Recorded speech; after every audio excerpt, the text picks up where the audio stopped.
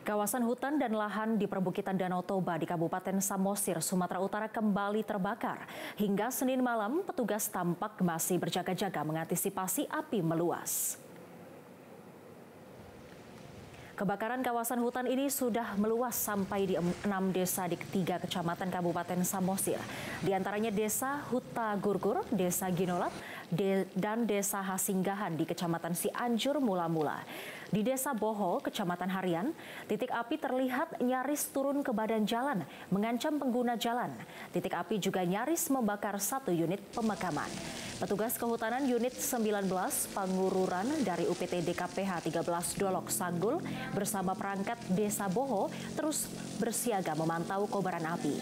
Menurut warga, kebakaran hutan di perbukitan Danau Toba ini kerap terjadi di musim-musim panas karena menyebabkan ilalang di perbukitan mengering sehingga rentan terbakar dan meluas di hembus angin.